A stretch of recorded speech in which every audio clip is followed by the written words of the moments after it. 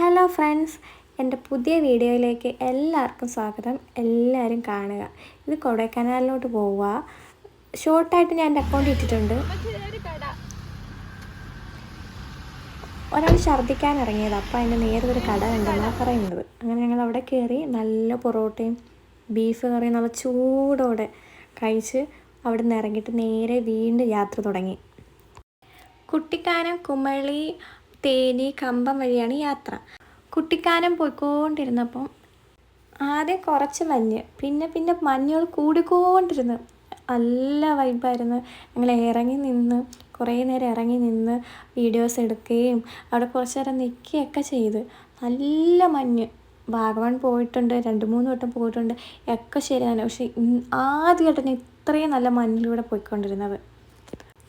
Opposite വരുന്ന വണ്ടിയെ കാണാനില്ലായിരുന്നു. ഈ വെള്ളച്ചാട്ടം മിക്കവർക്കും അറിയാം, വളഞ്ഞെങ്ങാനും വെള്ളച്ചാട്ടം. ഇവിടെ ഇറങ്ങി കുറച്ച് നേരം നിന്ന് നല്ല ഒഴുക്കി പോവാ വെള്ളം.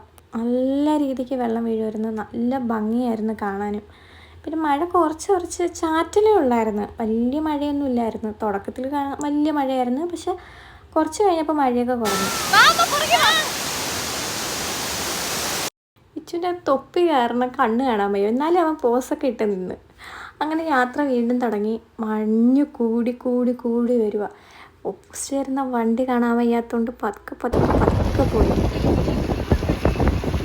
കുട്ടിക്കാനം എത്തിയിട്ട് അവിടുത്തെ സ്ഥലം എത്തിയെന്ന് അറിയാൻ പറ്റുന്നില്ല, അമ്മാതിരി മഞ്ഞായിരുന്നു. അങ്ങനെ കുറച്ച് നേരം അവിടെ നിന്ന് ഇച്ച് നല്ല ഹാപ്പി, അവനെ ഹാപ്പിയാക്കി വീണ്ടും ഞങ്ങൾ യാത്ര തുടങ്ങി. പിന്നെ പതുക്കെ മഞ്ഞ് പോയി തുടങ്ങി. കുമളി ഭാഗത്തോട് എത്താറായപ്പം പതുക്കെ മഞ്ഞൊക്കെ മാറി തുടങ്ങി. പിന്നെ മഴയുടെ തുടക്കം, മഴ ചാരി തുടങ്ങി. അങ്ങനെ ഇതൊരു പമ്പിൻ്റെ സൈഡ്, അവിടെ ഇറങ്ങി ഞങ്ങൾ ഡ്രസ്സ് മാറി. കാരണം വീട്ടിൽ നിന്ന് ഇറങ്ങിയിട്ട് അങ്ങനെ പോയതില്ല, ഡ്രസ്സൊക്കെ മാറി. ഇച്ചിരി ഞങ്ങൾക്ക് ഗ്ലാസ്സൊക്കെ തുടച്ച് തരുമായിരുന്നു ഫ്രണ്ടിൽ ഇരുന്ന്. അങ്ങനെ ഞങ്ങൾ യാത്ര വീണ്ടും തുടങ്ങി.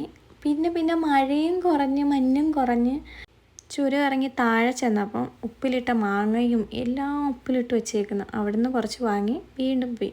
അങ്ങനെ തേനി വഴി ആയതുകൊണ്ട് അവിടെ മുന്തിരിപ്പാടം കാണാൻ ഇറങ്ങി. ഇച്ചുനാണെങ്കിൽ മുന്തിരി വേണം. കൊടുക്കാൻ എനിക്കൊരു പേടി, കാരണം അവർ പിച്ചല എഴുതി വെച്ച കാരണം ഞാൻ പിച്ച സമ്മതിച്ചില്ല.